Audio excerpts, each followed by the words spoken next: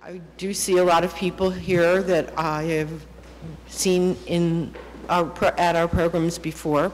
I am Amy Winter. I'm the director of the Godwin-Ternbach Museum. And thank you all for coming. It's a beautiful day out. So today we're really very pleased to have Christopher Atkins speak to us about naturalism and meaning in the Dutch Golden Age. And of course, most of you are aware that Christopher was the professor here at Queen's College that curated this show with his seminar students and did a smashing job, all of them. And I'm going to give you some information about Christopher himself because he has had a very significant career, including teaching here at Queen's. Dr. Atkins specializes in the history of early modern European art, especially that created in the 17th century.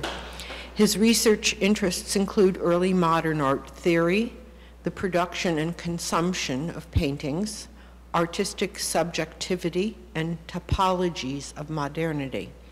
He has completed his book, which is being published by the Amsterdam University Press, The Signature Style of Frans Hals, Painting, Subjectivity, and the Market in Early Modernity. And prior to joining the faculty at Queen's College, Atkins taught at Northwestern University. He also worked for several years at the Museum of Fine Arts in Boston, where he contributed to a number of exhibitions on European painting of the Baroque era, the same era as the Dutch Golden Age. At Queen's College, he has taught courses that included Baroque art in Italy, Baroque art in Northern Europe, naturalism in 17th century painting, Northern European art, and the Baroque portrait. He was a member also of the doctoral faculty at the CUNY Graduate Center, the PhD Center of the City University. We're very happy to share with him that he has recently joined the staff of the Philadelphia Museum of Art as an associate curator of European paintings and sculpture. And it's our loss, but his gain, and we're very pleased for him. So would you please join me in welcoming Christopher? It is indeed a great pleasure to be here and amongst this wonderful exhibition. I can say that because the students did most of the work. But it is, if you haven't had a chance to walk around, if you're coming for the first time, please take some time after the exhibition to walk around and view all these wonderful things, which are all in the collection of Queen's College, which many of which have not been on view before, or have not been on view for a very long time. But what I want to do with you this afternoon is to talk about naturalism and meaning, particularly as a way to contextualize some of the material that is in the exhibition here. This is, what you see here, of course, is Northern European art after the Reformation, primarily, so it has both German, Dutch, Flemish, a couple of French examples, but a large percentage of it is produced in what we call the Dutch Golden Age, the 17th century, in what is modern day the Netherlands. And as you can see, even in our works that flank our screen here, a naturalistic aesthetic is what dominates, and it is in fact the defining feature of the art of the Dutch Golden Age. People, places, and things rendered as they might look in nature, explored in portrait, scenes of everyday life, landscapes, and still lives. And before I begin, in earnest, I also want to make the distinction between naturalism and realism. That these things, as I'll hope to elucidate, are not necessarily completely accurate, realistically rendered, but they appear as if they might have appeared that way in nature, which I hope conveys some of the era of the constructedness of the views of the contemporary world shown here. And more so, I want to survey. So we'll survey the naturalism of 17th century Dutch art and explore some of its meanings. What did it mean? How has it been interpreted? And in short, what I hope to do is show that naturalism was a consciously selected style and an aesthetic that was very much rooted in the concerns of a sophisticated, highly visual society. But just to make sure we get our parameters right, we're talking about this area of Northern Europe, and of course the historical boundaries are not what they once were, and that in the 16th century, when we're talking about Northern Europe, particularly what is modern-day Belgium and Flanders, was once a united territory that was under the control of the Spanish. Okay? This is something that we don't often recognize. And they had a war of independence, very much like our own, except it happened in the 1580s, although it wasn't officially recognized until 1648 with the Treaty of Westphalia. And also, as we're talking about, the Reformation, of course, began in the early 16th century, but its impact continued to resonate. In the most broadest terms, in political terms, we can think about the wars of religion. There was active physical warfare that permeated much of Europe that indeed also at the same date did not really conclude in any significant way until 1648 with the Treaty of Westphalia. Here is a wonderful painting that I like to use to illustrate this by Van de Venne, The Fishing of Souls, where we have our image that really captures the dichotomy, primarily between Protestants and Catholics, who are fishing for the souls, who are competing for the populace, so to speak. And on one side, we have the Protestants on the left in their simple black garments, their white ruffed collars, and on the right, most notably perhaps by their red garments of the cardinals, we have the Catholic side. And they are both sending out ships, small ships, into the water to try and rescue these individuals. As we might be able to guess as we examine the picture closely, Van de Venne was a Protestant artist, clearly presents them as the winning side, as their trees are lush and full of foliage. Their boats are not capsizing, whereas those with the cardinals and others are having a very difficult time keeping the ship afloat, and their trees have been blasted by the weather and are dead and decaying. Now again, this is just but one side of the story, so to speak, but it gives you some sense of the competition. And there was competition primarily how to keep the faithful or how to attract new people to the different faiths. And this is, there were many Protestant faiths and so forth. And this really had a very real significant impact on people. In the Northern Netherlands was primarily a Protestant territory. It was primarily Protestant, not exclusively Protestant. They essentially had a don't ask, don't tell policy. You could, they wouldn't ask you, what religion do you practice? But if you were a Catholic, and there were a significant number of Catholics, even though they were in the minority, they had to do it clandestinely.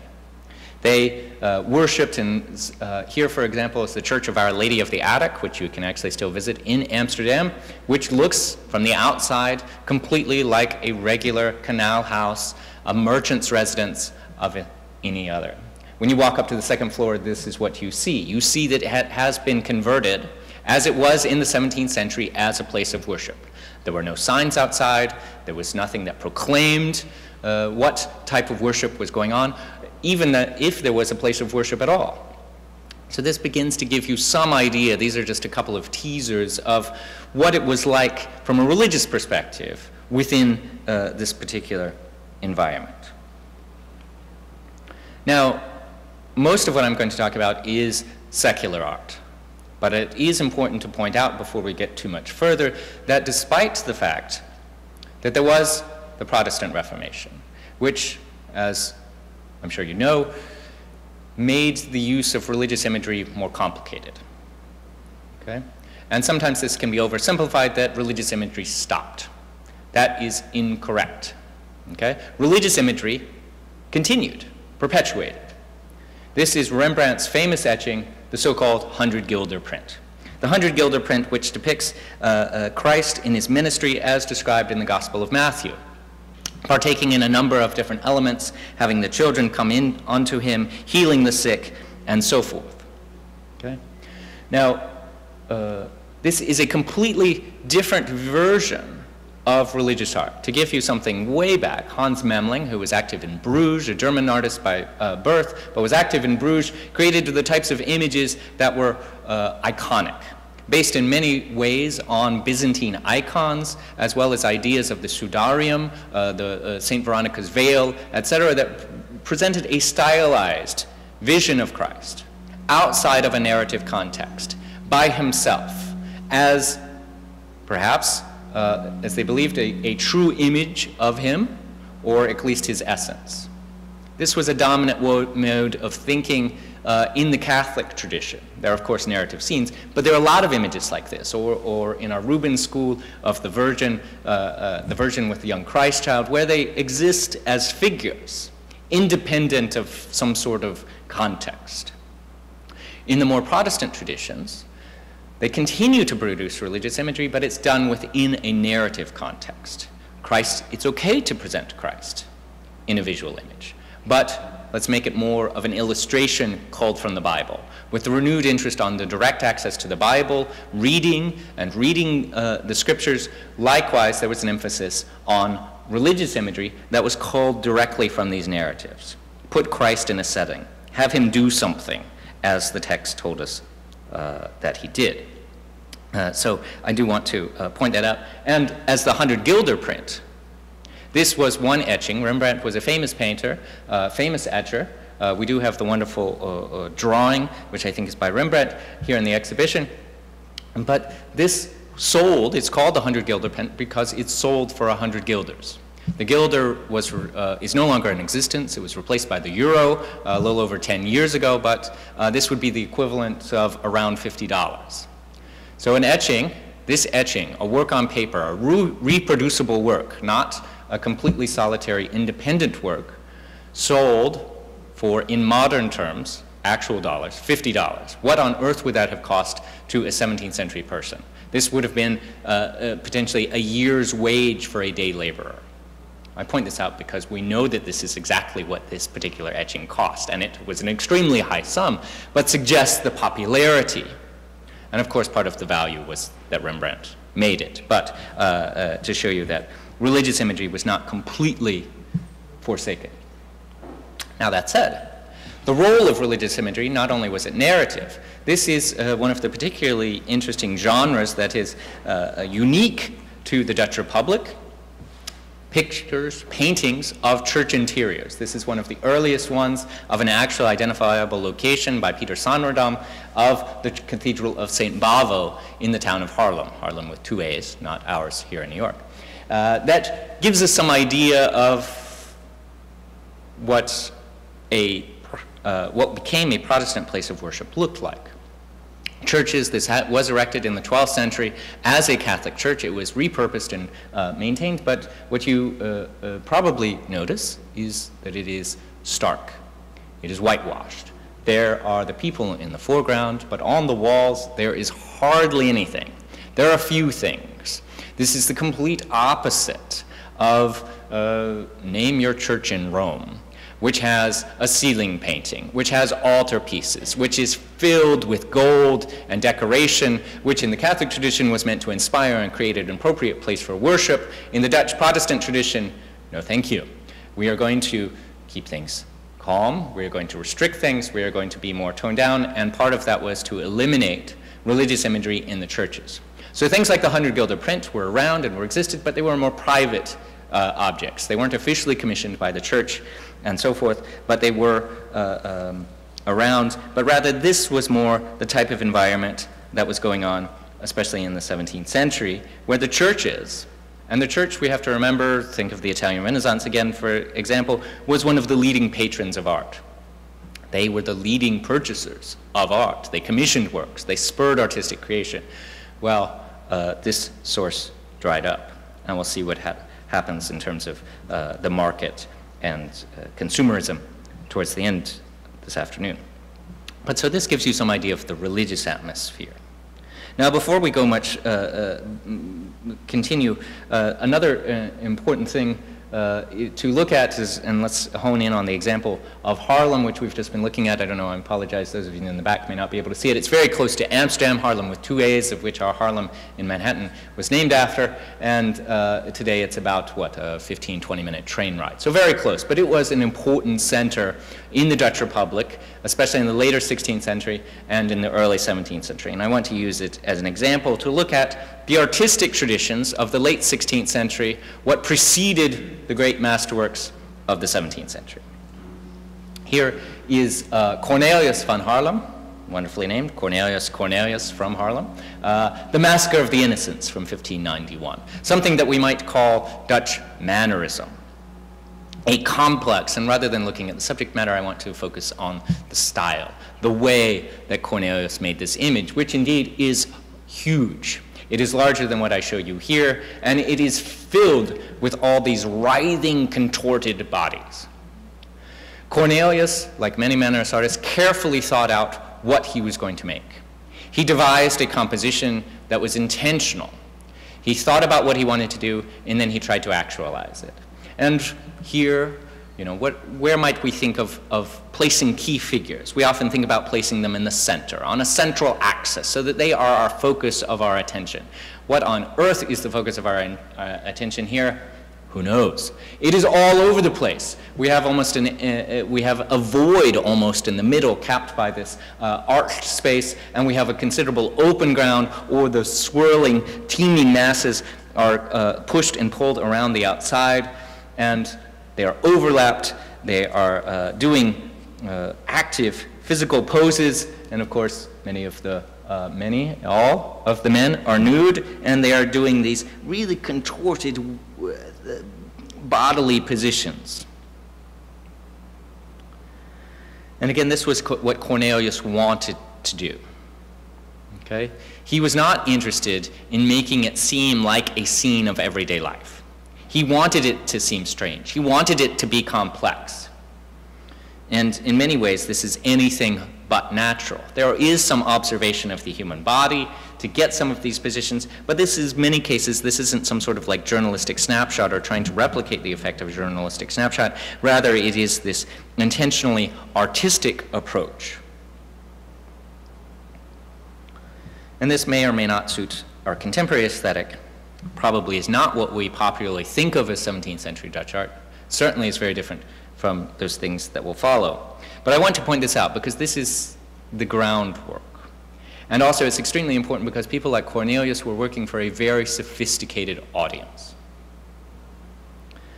Cornelius' compatriot there in the city of Haarlem, Karel van Mander, who was a painter, but more importantly for us, he wrote a book. He's sometimes called the Dutch Vasari. Vasari is often termed the father of modern art history, the Italian, the Florentine who wrote a history of lives of artists in the 1560s. Van Mander produced a Dutch language equivalent, first published in 1604, revised and republished in 1618. He created a 3-volume book, series of books, right? With this wonderfully ornate contemporary title, The Book of Painters, which blah, blah, blah, blah, blah. The Book of Painters. It is composed of lives of painters. It has 3 parts, the lives of ancient painters. He has a section where he essentially translates Vasari's lives of Italian artists, and then he wrote the first set of lives of Northern European artists, those who, from Jan van Eyck up to his own contemporaries. Why do I point this out? Well, this is of monumental importance. Right? Of course, it is extremely interesting for scholars in this period because it gives them access to contemporary insights into what individuals thought. It's a book, it's a writing. Right? A picture is worth 1,000 words, but we like to have books that tell us what those pictures mean. If we didn't, I'd be without a job. And but it also suggests that it's not just us today who wants that information, to write a book, to have it published, to have it republished, that there's enough of an audience to have a reprint. Says a lot about that artistic environment in 17th century Holland. People wanted to know. They didn't just want pictures, and they wanted pictures. They wanted a lot of pictures. But they also wanted to know about the people who made them. And these are like lives of saints, like lives of historical heroes, generals, and so forth, going back to Roman emperors and so forth. These set up these famous individuals. Right? And this also, it's important in our history of literature that it was written in Dutch. It was written in the vernacular. Right? It's not published in Latin. It was accessible, relatively speaking. Okay? So again, this tells us a considerable amount about sort of the background, the swirling atmosphere that's going around before the so-called heyday of the Golden Age. To give you another example, this is the town hall in Haarlem, as it looks today. So it is located on the opposite end of the square, St. Bavo's Cathedral. What I point this out, because this is one of my favorite architectural details, is this inscription over the door. In Latin, I love this, the Amsterdam Town Hall, the Haarlem Town Hall, SPQH, from the Latin, Senatus Populus que Haarlemes, derived from SPQR, the motto of the Roman Republic. They are announcing themselves in Latin as grand, as sophisticated in 1630, as people who knew this type of classical learning, who could read foreign languages, and could understand the reference to antiquity. This is, of course, not actually true. One of my favorite museums in the Netherlands is the Museum of Antiquity in Leiden, which has this wonderful timeline of what is happening at various points in history in the Dutch Republic versus what's happening in the world. As you may know from the windmills and the reclaimed land, the running joke is that most of them are underwater. What's happening in the Roman Republic? The Netherlands is underwater. Constantine converts to Christianity. What's happening in the Dutch Republic? We're underwater. The Roman Republic was nowhere near here. They are appropriating the ideas and the ideologies. Goltzius, the third of the great Haarlem masters, along with Cornelius and van Mander, creates this wonderful triptych. They're not actually joined together, but they are three panels that were meant to be seen together. He created Mercury and Minerva in 1611, and then later came back to the central panel of Hercules in 1613. What are some things we should take from this? One, the depiction of classical mythology.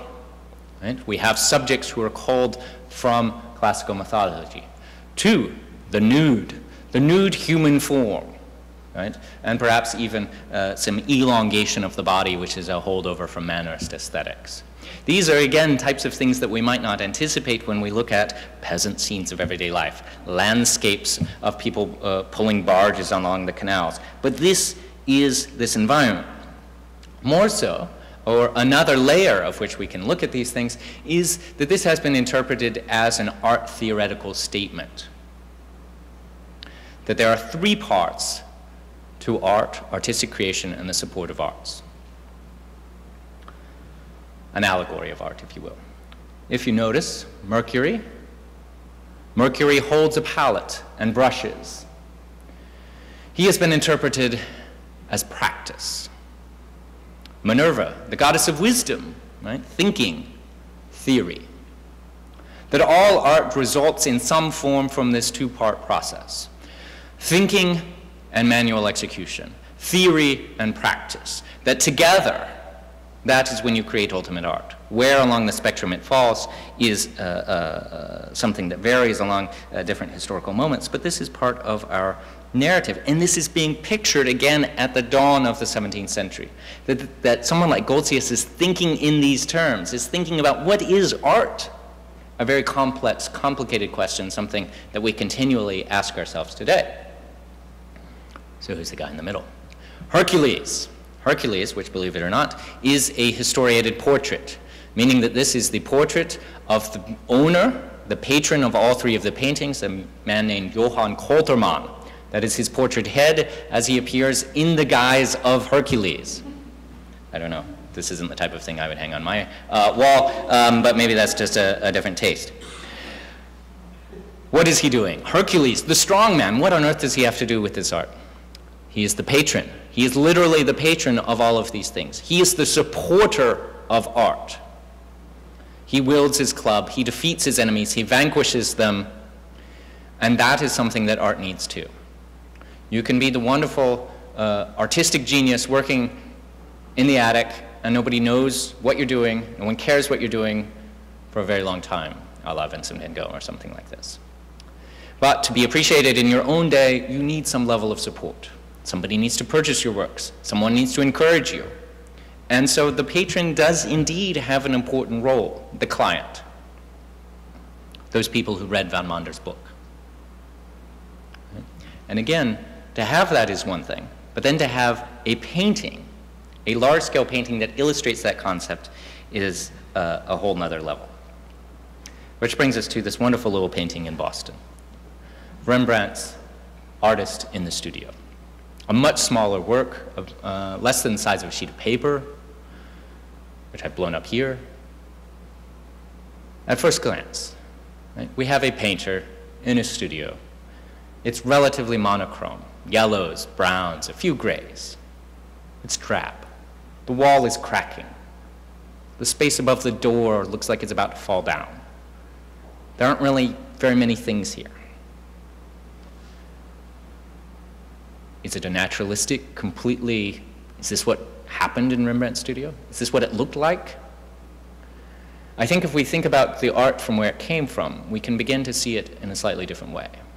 That despite this seemingly drab, naturalistic aesthetic of a painter in a large robe that seems too big for him, this too is an art theoretical statement.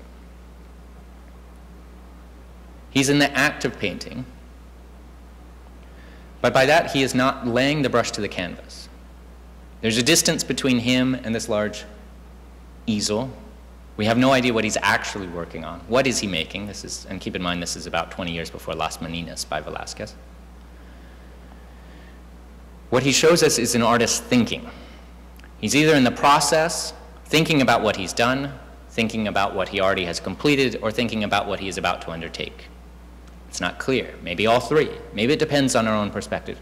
But without a doubt, he is thinking. He has the brush in his hand. He's still very much in that process. He is conceptualizing what it is that he wants to do. He's distilled. In so many ways, it is related to some of those aspects of Goltzius's triptych, but it is distilled. He's transformed those artistic precedents. He has removed some of the trappings of what seems to be the intellectual environment, but there still is considerable thought here. And that's the idea I want to leave us with as we move forward. Thought, that intellectual conception is very much part of all of these things that we are going to be looking at. And at some level, at play in all of the works that we are going to be looking at. But now, what does that naturalism mean? And this has become a scholarly quagmire. One of the leading interpretations, one that's dominated much of the field since around 1970, was that there is symbolic meaning. That things are described so naturally so that you can read all of the details and tease out details that will convey meaning to you. Let me start with a picture that works well in this regard. This is by Jan Steen in Luxury Beware. Steen, who was known for a variety of figurative types, genre scenes, so-called scenes of everyday life, although I would venture to guess this is not really a scene of everyday life. We have this scene of rowdy uproar, right? Everything is turned upside down. We have the dog on the table eating the meat pie. We have the perhaps chaperone asleep. We have a young child getting into the cabinet that had been locked. We have a pig that is coming through the door. We have the cask, which is running free. There's food everywhere. Everything is upturned. And of course, there is, I'm not even sure we could call this sexual innuendo as direct as it is, with our young man draping his leg over her and the wine glass positioned erect very prominently. And all of these things are naturalistically rendered. We can read them. They look like real things, even though with the lens of historical difference, they look a little bit different than what we might see in our homes today, but we can read them. They're naturally rendered. However, each of these things are, and even more, other things are rendered to communicate a message, a symbolic message, which is very much of this basket with the tools of the pauper, the crutch, the simple robes, the even simpler broom, which is hanging literally by a thread over these people, and had the title in the 17th century, "In Luxury Beware." If you are going to partake in wild cavorting around, be careful, because this is hanging over you. You will waste yourself away, you will waste your money, and you will become poor and destitute, and all sorts of bad things will happen to you. And that's pretty clear, right? All of these things, as your eye moves around the picture, you can read these things, and it makes a lot of sense, right? Because in a naturalistically rendered household, even if you happen to come in on a scene like this, the chances of you finding this basket hanging over their heads is quite unlikely. And some of these things, and we find some of these warnings in what we call a subgenre of still life, this is called vanitas, still life, the vanity of life. Objects that are arranged naturalistically, where we have elements that communicate the passing of time, most notably the skull. You are going to die, we're all going to die, happy, happy, joy, joy. We have the clock or the watch, we have the pipe where the smoke can only be smoked for a certain period of time. The papers are yellowing, and this is part of the message. Be careful, whatever you do, death is around the corner. Judith Leister. These two young men who have been cavorting, who have emptied their tankards, who are smoking, who are going out and doing the same sorts of things that Jan Steen pictured, well, death, literally, is going to come visit you. Let's put it a different way. There is no subtlety in these images. There is no hidden symbolism. There is no decoding that really needs to go on. You just need to use your eyes, and you can look, and you can see what this message is. And it has been interpreted, and indeed these particular works all seem to have some sort of message like this, what we would call a moral message. It's not necessarily religious, that perhaps some of the religious tenets that had been once been associated with religious art and texts have now become secularized and put in more secular moral terms. Fine and dandy. Great. That certainly is at play here. But the question is, how broadly can we take these things? One of my favorite pairs. By Gabriel Metsu, wonderful paintings, two separate paintings which are the exact same size and have had the same ownership and were meant, since their creation, to hang together. Pendants, if you will. The man writing the letter and the woman reading the letter, now in Dublin. How are we supposed to encounter these? Some of those scholars who have been advocating for this symbolic reading of 17th century Dutch art says, aha, we should go around the picture. I bet if we look at each of those naturalistic elements, we will find hidden cues. We will find the secret message, and I'm sure there is some sort of moral here. Okay, let's try. One of the ways that this has been done is through emblem books that were a variety of different books that combined pictures and images. And so what some people did was they went around and looked for especially pictures within pictures and then tried to compare them to emblem books, which might have a similar picture and would have some text. Again, unfortunately, many art historians are shy of reading the paintings for themselves and need words to tell us what we see, despite the fact that we're supposedly trained to view things ourselves. Nonetheless. So, we might have something that talks about love's sick. Okay, that might work. They might be separated. There might be a couple. There might be the painting within the painting might have some sort of meaning that we can tease out from this emblem book. Another approach. Jan van Eyck's Onofini portrait, which has long been interpreted in very symbolic ways. Different elements mean different things. They communicate things to us. Without going through the rundown, right? The dog in between the couple, which is either getting married, either being betrothed, something of this sort, is grasping hands in unison. The dog that perkily stands between them, Fido, fidelity. The shoes that are off probably communicate something about holy ground. And we have a number of other elements that in the picture which tell us and exemplify this period, which very much had, in its texts and its preachings and so forth, did have this idea that God was in the details, and from them we could tease out some sort of meaning. Well, we have a dog in the later painting. We have a shoe off. Is that on holy ground? The dog is no longer between the couple, but rather the servant and the young woman. Does the dog mean fidelity here? If so, why is it barking at the picture? Is anyone having fidelity problems? Or, when is a dog a dog? Perhaps it is just a scene called a contemporary narrative, a scene that represents what could be happening in many different iterations.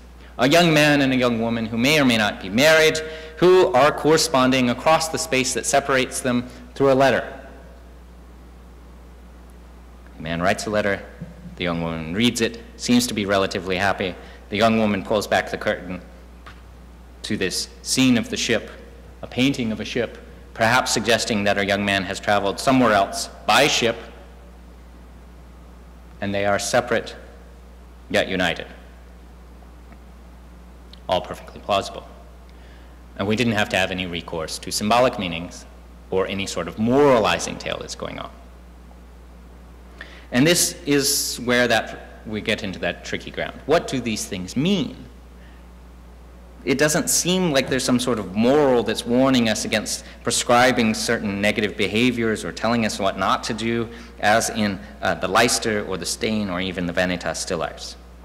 But rather we have a story that really doesn't require any decoding. There's a narrative, a contemporary drama, much like the type that continues to occupy us today on any number of television programs we might watch. And to give just but another example of a narrative, the great Rembrandt painting of the Prodigal Son, where again narrative is at the heart. A religious narrative, the prodigal son who by this point has squandered all his inheritance prematurely. He has come back, he is broke, his head is shaven because he had lice, his shoes are falling apart, and in this subtle gesture, his father welcomes him home. It is the story that compels us. And again, it doesn't require any sort of decoding, any sort of hidden symbol, but it is thought out to communicate a narrative. And so I think narrative is one part. The naturalism can facilitate a narrative, but maybe not in the way that has been thought about in the late 20th century. Some of the wonderful details. Now, shifting gears to another perspective, so narrative. This Jacob van Ruysdael, the great landscape painter, we have a specific identifiable location rendered presumably as it once looked. Indeed, we can identify that this is actually the windmill at the Wijk by Duurstede. It's so naturalistically rendered, as if he went out with a photograph and painted it. Is there symbolism in landscapes? Probably not, although some have tried to argue for it. Rather, what I'd like to begin to highlight here is the role of observation. There's a considerable amount of observation that was required to create this image. Ruysdael had to go out, look at the world around him, record it, and then select what he wanted to put forth. To make the case for observation, Rembrandt, again, the anatomy lesson of Dr. Tulp is perhaps the most clear. Observation. This is a group portrait of Dr. Tulp, who did in fact give anatomy lessons, as was popular, and instructed. This is science, and the emerging notions of modern science were of course coming out in the 17th century. Experimental science. To figure out how the muscles of the arm work, they dissect a cadaver. They look, they see, they test. They don't just hypothesize in the medieval manner. They practice, and they have to do this by looking. What happens if you pull this tendon? What happens if you do this? Which is indeed what Tulp is demonstrating. And Rembrandt knows enough to picture this. It is the arm, the movements of the hand. He's looking at the arm, pulling back the muscles and tendons, and demonstrating with his other hand what happens when you do different things. And the guys in the background, all peering closely, looking intently, observing. And it's observing. And again, observing is tied to thought.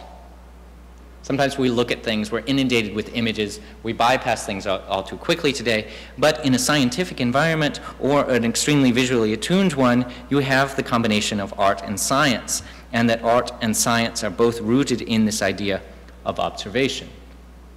Take an example by Otto Marcius van Schriek, of which we have a wonderful still life just on the back of this wall. Van Schriek, who was Dutch, but he was actually active in the Medici court in Florence, where you can go through and you can identify the exact species of each individual animal. They are based on scientific study that renders the exact proportions, patterning, body types of the snakes and other amphibians pictured. It communicates scientifically accurate knowledge. However, it is a construction. It's not like he was living in the wild and he just came upon this scene and painted exactly what he saw. Instead, he's repurposing. He's putting these elements together, and of course, painting is a time-consuming process. You can't just instantaneously dash it off, but it takes some time. And we also have to remember that this is the era before photomechanical reproduction. How are you going to communicate scientific information that needs to be discerned visually? Well, in many cases, painters were those who were doing it.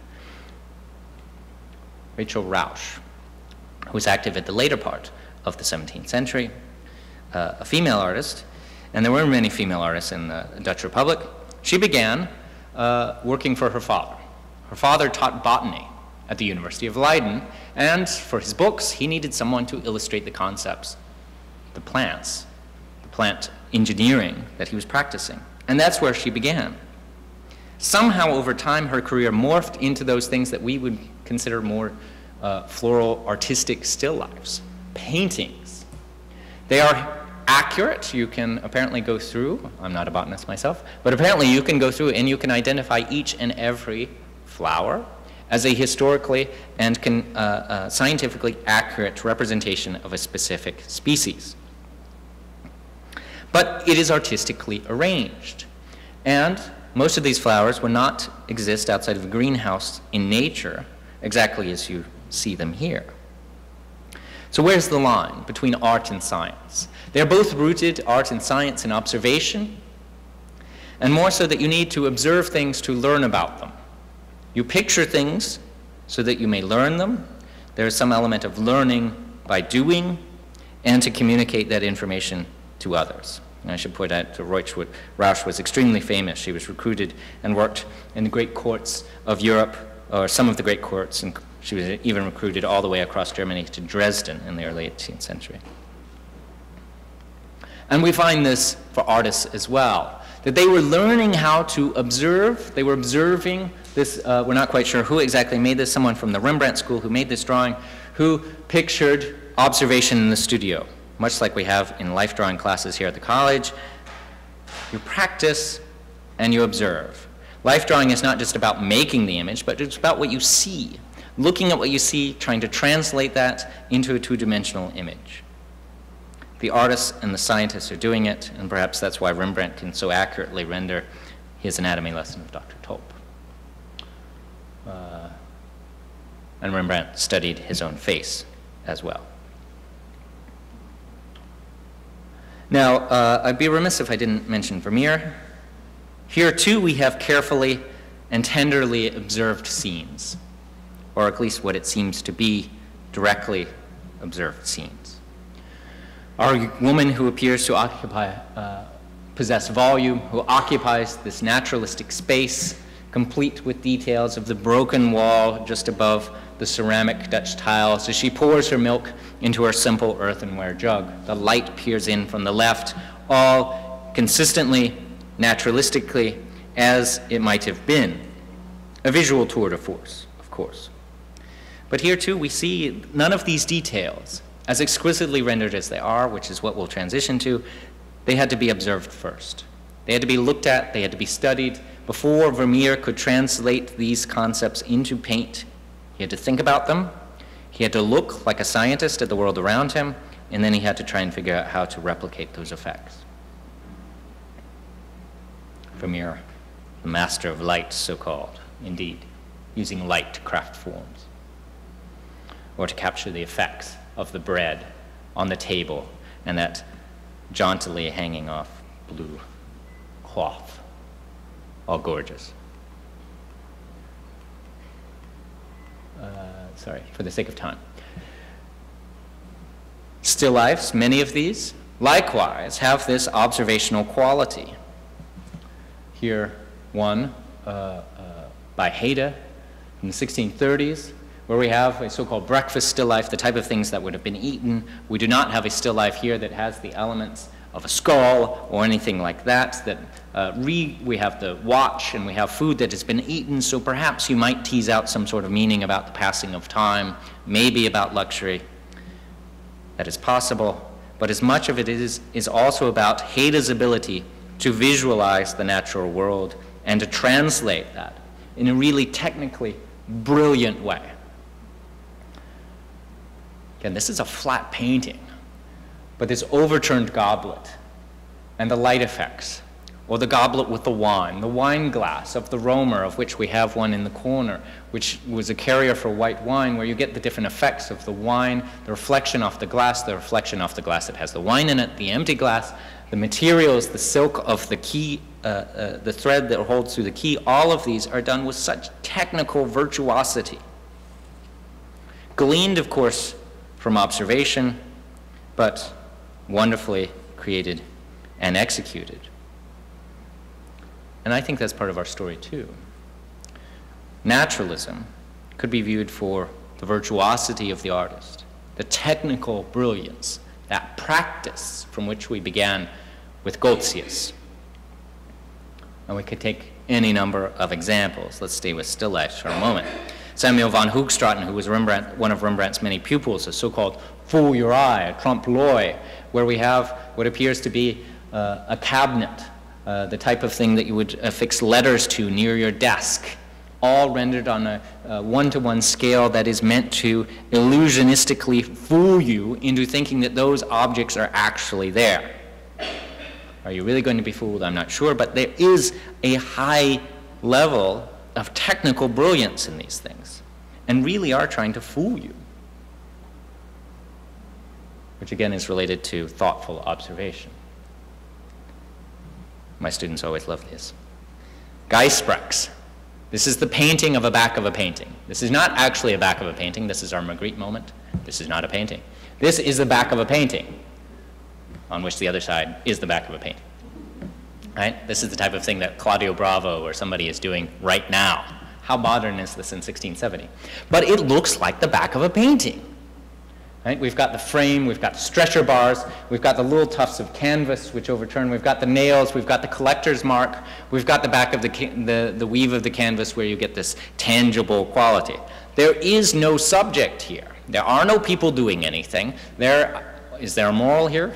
I'd be hard-pressed to find it. If you have it, please do share. But otherwise, it is a painting about painting.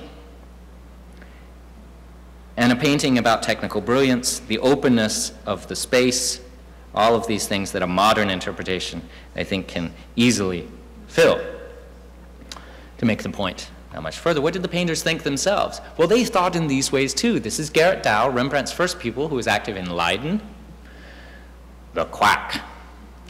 A genre scene, right? A scene of contemporary life, where we have a quack, a charlatan, who is selling snake oil, elixirs that really don't do anything, that are giving the illusion that this is going to heal the people.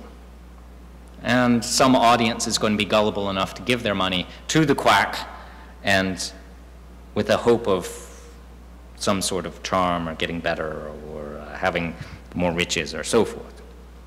But what's also fascinating here, sorry for the quality, but a detail, right behind the quack is, I hope you can make this out, this is his palette and the brushes. This is a self-portrait of the artist. This is Garrett Dow, who has placed himself in the exact same visual field as the quack, looking out at us, at you, as the artist who seems to be equating himself to this purveyor of illusions. Right? The artist is like the quack. He's not making anything. He's not making these actual objects. He's making illusions of them. He perhaps is tricking you. Are you going to pay the money and be deceived by this? It's a little bit different, of course, than some of it, but he's playing with this idea. He is aware of this perception. He's playing on it. He's cultivating it, and he's working in this idea. He creates the tricks, the illusions, the fictions. How does he do this? Intellectual conception, right? He has to think about them through observation, and through steady practice, he is able to manipulate these things extremely naturalistically to fool us, to rope us in, and of course, like these people, I would argue that we want to be fooled. And this technical virtuosity, artists are picturing this in all sorts of ways. It comes up time and time again. Rembrandt, this was on loan to the Metropolitan not too long ago. It's normally in the Ivy Bequest at Kenwood House in London, where these half circles, wonderfully depicted behind, what are they? The explanation that I prefer is that they relate to this tale from Vasari, Giotto's O, Giotto, of which Vasari begins his history of the modern painters, who was active in the 14th century, who is one of the first artists we know by name in the Italian Renaissance. And the story goes something like this, to paraphrase, that the Pope had a competition, and all the artists were invited to submit paintings, submit creations. And they had 1 year's time, and then they would be invited back to the court of the Pope, and the Pope would determine the winner. And indeed, the message was sent out, and everybody showed up 1 year later. Many of these painters had these elaborate paintings, multi-figures, exquisitely rendered. Giotto, who was already famous, comes empty-handed. And the Pope says, Giotto, where's your painting? Did you forget it? You're supposed to bring your painting here. Giotto says, well, I didn't do a painting. Do you have a sheet of paper? And he takes a pen, and on the paper, he makes the perfect freehand circle. What had he been doing for that year? He had been practicing his manual execution to create, in that moment, the freehand circle. Without a technical device, instead of creating a painting, he creates the performance of creating art that is all based in that manual dexterity of the hand. Hendrik Goltzius again. The hand. Right hand. Or what I like to think, Goltzius's right hand. A figure study perhaps of his own right hand in this odd position, a very mannerisque proportion. Although we do know from Goltzius's biography, as told by von Mander, that he had a certain bodily deformation that kept him from extending his hand. He basically had an injury that prevented him from, sort of like arthritis, from extending his hand. And this is a drawing, but this is not a preparatory drawing. This is what we would call a finished drawing. It is not in preparation for something else. It is signed and dated as a finished object, and it is crafted with such ability. The hatching that renders the volume, the subtle shift, there is no color at Goltzius's disposal here to translate these different forms. Everything he does with the beauty of the line which of course is rendered on the sheet of paper by his hand, which he monumentalizes in this finished drawing, probably given to a friend, maybe a patron, and maybe even as an emblem of himself. And indeed, he connects his name. Hendrik Goltzius Fesset made this in the year 1588 with possibly this very hand. It is that hand as the location of dexterity, of virtuosity, which later over the course of the century gets translated into painterly virtuosity. Rembrandt, in his portrait of Jan VI, where these brushstrokes, which I think even those of you in the back row, if you look at these gold, which are presumably meant to be brass clasps or something, read as brushstrokes. You can see the push and the pull of the brush.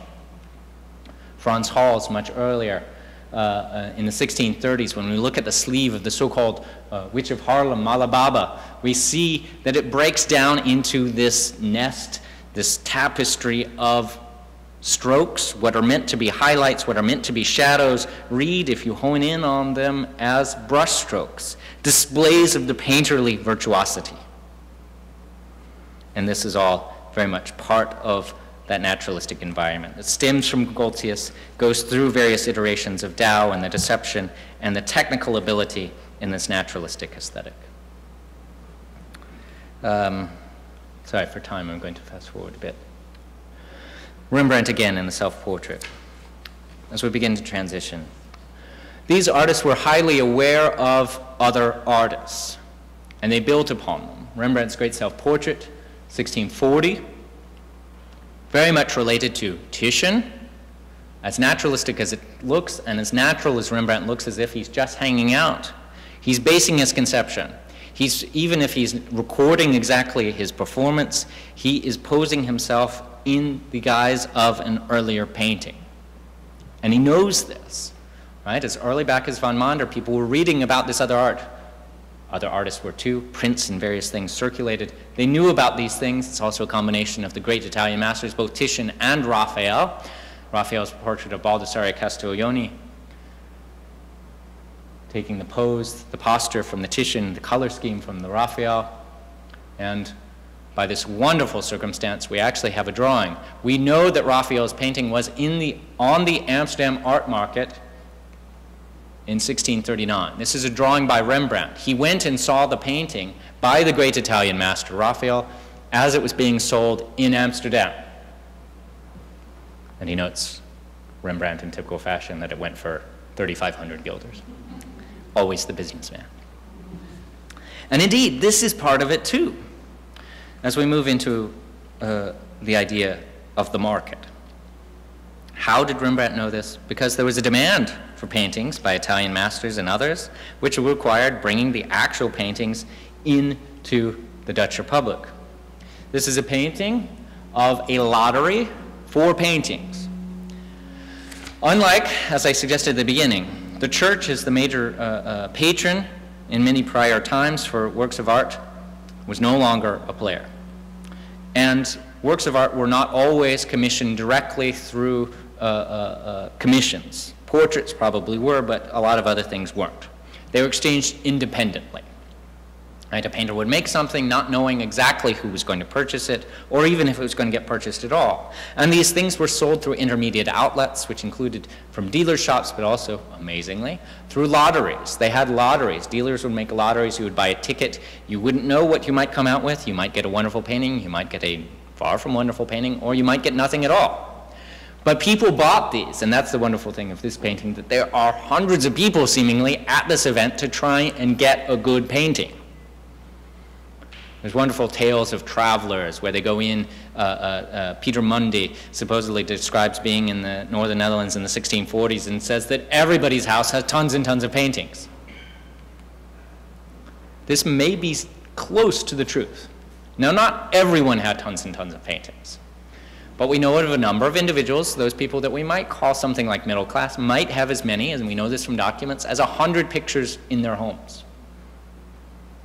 Was the baker who was making the bread having this type of wealth? Probably not. But the wealth was more evenly distributed, and there became very much a highly developed art market, which included dealers, specialized dealers who did nothing else except for sell art.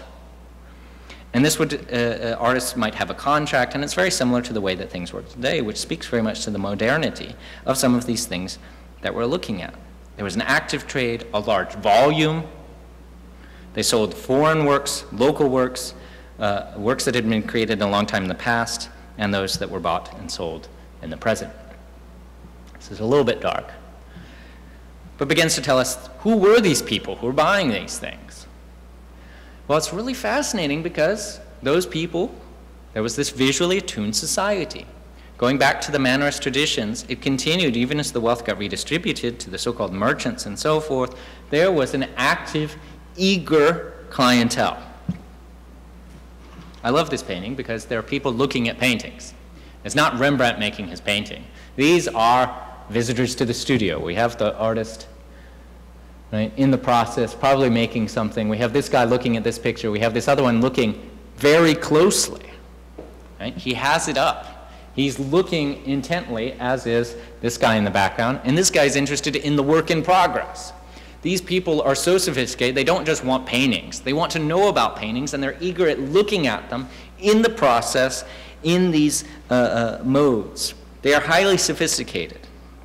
As one of our text panels upstairs suggests, we actually have terms. We know what these people were called in the 17th century. They were called Kunstliebhabers, which means literally to have love of art. That's what they called these people. Liebhabers, to have love, Kunst, art. To have love of art. This is what these people called themselves. It wasn't just that they wanted some sort of moralizing picture on the wall that told them how they should live their life. But some of these people wanted art with a capital A. They wanted paintings that they got aesthetic pleasure from. All those reasons that brought you to this museum, to this exhibition, to learn more about those things in this program and others. That was happening in the 17th century. There was a group of people who wanted to know more. A Rembrandt etching of one particular individual in his home who wants to be portrayed, a portrait of him amongst his objects, looking at, is this a paper? Is this some sort of work of art? It's hard to say. It seems awfully firm to be a sheet of paper, but regardless, he definitely has objects in a religious triptych, mind you, maybe some sort of landscape, fascinatingly, some sort of statuette from East Asia of some sort. But this is how he wanted to be presented, how he wanted other people to see himself, and how he wanted to be seen amongst his art, because that was part of what defined him. They wanted these types of things. They were very attuned. They looked closely. They wanted that naturalistic aesthetic, and they were highly intellectual. Artists, and I can't go into this too much, but respond. How does an artist respond in a competitive market? And indeed, the market was competitive. Specialization. All of these painters that I show you here, for example, all active very close in time, were landscape artists exclusively. They did not do anything else. They weren't just painters, they were landscape painters. And they each had their own, so they specialized by genre, but the market was so flooded they did more than that. You have to take my word for this. But go through a museum and look for a landscape that looks sort of brown and cloudy. Jan van Hoyen, 100% of the time. A road that goes through the middle. Most of the time will be Meindert Hobbema. Might be Roysdael, but Hobbema trained with Roysdael.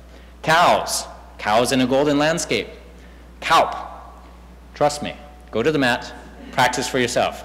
They are distinctive. At first glance, okay, they're all painting landscape. But no, they're painting distinctive ways of landscape, and part of that is unique and pictorial, but part of it is also a way of distinguishing themselves in the market. Portraitists, by around 1640, you have both Frans Hals, Johannes Verspronck, you also have some others who are portraitists in the town of about 40,000. You have a choice, right? Hals did genre paintings a little bit earlier. Verspronck did only portraits, and by 1630, Hals only does portraits. Are you going to do the very calm, reserved, pristine Verspronck, or do you want something a little bit more flamboyant, more painterly, loose, gestural? This is your choice. And also it is the choice of these artists who are distinguishing themselves and creating a distinct, unique market identity for themselves. And this idea of observation, of nature, of the market, of responding to the market, is something that has resonance beyond the moments of their creation. This naturalism, which results from these various features, I can only highlight a couple of moments, gives us some of the idea of how that naturalism had meaning beyond the 17th century. Daumier's wonderful image of the battle between idealism and realism. Idealism, which is part of the academy, the academic academy, the French academy. This is in the 1850s, where we're talking about Manet, and soon the Impressionists will revolt against the academy. It is learned, it is intellectual. The painter in this Hippolytite sort of gesture with his maul stick and his palette going against the realist who wears his wooden Dutch shoes. The realist, who is the enemy of the Academy in the 19th century, is basing his aesthetic, the naturalistic aesthetic that becomes all sorts of things from Manet up through the more expressionist Van Gogh, is mediated by the 17th century Dutch. This is but one among many examples. Manet loved Dutch art. Van Gogh, of course, was Dutch, despite the fact moving to France later. You can go through Courbet, name them. They loved it. When they came up with their aesthetic that was more natural, that was unacademic, that was anti-academic, how did they get there? In part by looking at their Dutch predecessors. Because that naturalism, which was seemingly culled from their contemporary environment, was a bearer of meaning.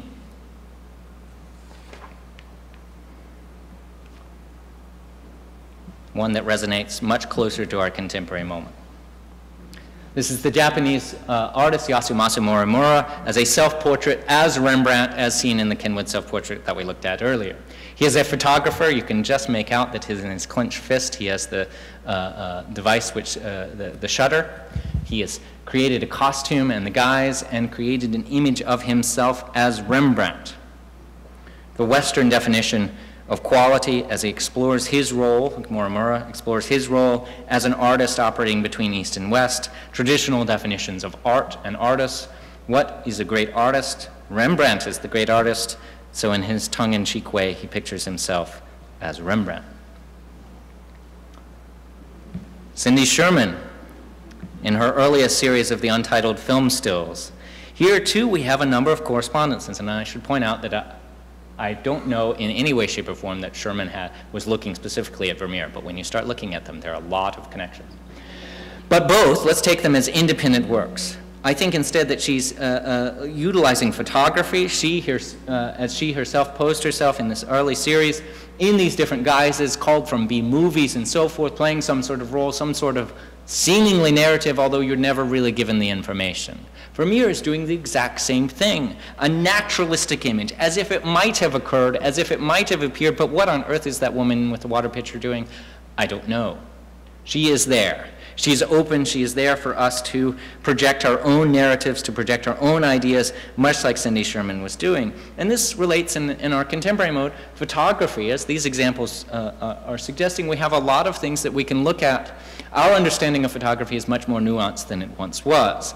And with the ideas of camera phones and so forth, the ubiquitousness of this, Photoshop, the manipulated image, it seems as if it is naturally there, but these, we all understand photographs as constructions, artistically staged. The lighting is manipulated, the clothing, the pose, the composition, etc. Well, this is the exact same thing that's going on with our 17th century Dutch artists. They are carefully constructing their images, even as natural as it is. There's thought behind it. They are creating these images, and that's where we get. They are natural, not real. They are constructed. They are not simple descriptions. They are artfully selected manipulations. And it is the naturalism, which sometimes is deceptive, that sometimes we get this idea that it's just simply real and there's wonder in that, and there can be. But there's also additional layers of meaning. It is the opposite of the classicizing. The naturalism is used to look at the contemporary world, whether it be that of Cindy Sherman's 1970s or the 17th century of Verspronck, Vermeer, Ruysdael, and Heyde. The naturalism is not necessarily always a tool for symbolic or moralizing narratives, and is not always tied to latent Christian messages. Rather, it is a means of engaging the world, exploring it, learning from it, possibly even critiquing it. To put it more simply, through observing and learning from the world, showcasing the technical virtuosity, differentiating oneself as a unique voice, very much in the market context. This is much of the meaning that lies behind the naturalism of 17th century Dutch art. And I would go so far as to say that perhaps it's not just the subjects that are represented. The meanings don't just lie in the subjects, but the naturalism in many cases is the meaning. Thank you.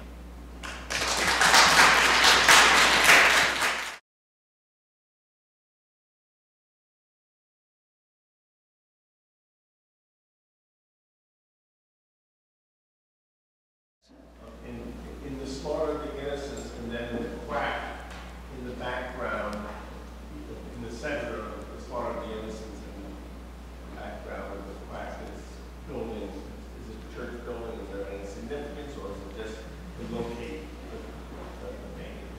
I think they are meant to locate, the Massacre of the Innocents is a vaguely classicizing building, you know, rooted somewhat in some idea of architecture that they might have encountered of ancient Roman or Italianate recreations of Roman buildings.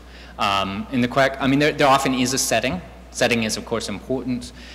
Do the settings communicate meaning in some fashion, perhaps, to locate them? Many of them do. The settings, the Dow Quack locates them in a very Dutch environment, that these are a local environment. I think I guess what I'm trying to say is the setting of the Cornelius is a foreign one to the Dutch audience, and the setting for Dow is a more local one.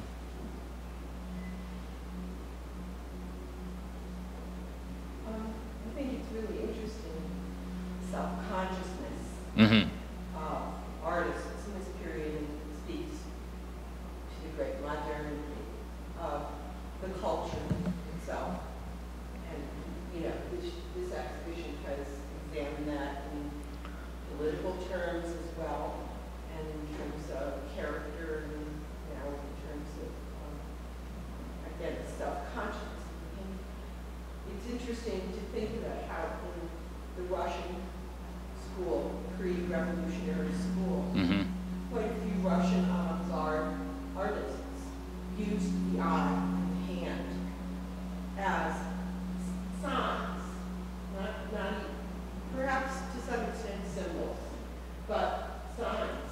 But they abstracted them, and they weren't done realistically necessarily. They were done in a much more abstracted way. But you know, even today, those works appear to us to be extremely modern. Absolutely. And so, I mean, this speaks to the modernity. But what it also interests me is how the Flemish began this even prior. Yeah, there are many other iterations that I mean, it's sort of a, not cyclical, a wave that keeps on coming back, you know, that percolates, that we have this formation, and indeed one can trace things back further, the early Netherlandish and others, and of course we have Italian traditions that are exploring these ideas of artistic self-consciousness too. And there are moments, and the question in a historical sense is how widely held they are. You know, is it an exceptional individual who recognizes this? You know, Jan van Eyck or someone, how broadly are those ideas conceived? But as we get closer to the present moment, they become more widely dispersed. But indeed, we can see signposts to the modern world in many of these historical periods, absolutely. Yeah, well, I'll mention about a couple. One was the Massacre of the Innocents, and you know, that in the center, there was someone like a boy, and I used to remind me of either a hurricane or tornado, where the eye is, you know, this is like the center of the neutral area, the calm area. Absolutely. Going around it, and that's where they can also get anatomy doctor profile with this. Three figures in the program are very intensely observing it, but you notice the two figures in the background seem to be distracted. One feature is looking at the orange, like it's an intruder, another one just in a world of his own, just, you know, like a wool gathering or something, one on the left. Yes, there were some distracted. What are they observing? Some of them are observing different things. That is certainly true. That's one of the tricky things of creating a group portrait that doesn't end up looking where all the heads are exactly in a row. But indeed, the other thing about the Massacre of the Innocents, the Cornelius, that void, I mean, the openness, it is, this would be another interesting project to trace. I mean, it's Turner. Turner always has the open center of the sky and everything permeates out for them. Or Friedrich or something like this. Is this an exact, does that mean they're looking at the Massacre and the Innocents? I'm not saying that. But this idea, absolutely. And it's pictorial composition. You know, it's composition that communicates. The forms communicate something to us. And it's not just about a subject. You know, is it this figure holding this specific thing tells us something. But it's the visual forms of these that also give us some of the meaning. It reminds me of like two physics said that the most composition traditionally has been absolutely. Things at the end, like you want things are pointing towards the center, and but no, when the traffic over, but the action needs to be floating away from the center, like toward the end. Absolutely, they know enough by that early point to play with those traditional concepts of composition. That they've already experimented with it, and so those ideas of composition wasn't something we talked about. Absolutely, and this wasn't something I could really talk about, and I know I covered a lot of ground very quickly. But composition, these artists, these go around. These are all carefully composed things, as natural as they may be, a landscape with a tree. That is positioned, the artist has taken a specific viewpoint and has tried to relay mood, feeling, etc., based on the way he arranged things, even if it looks like he just went out with a sketch into nature. It's manipulated based on this foregrounded knowledge of composition, absolutely.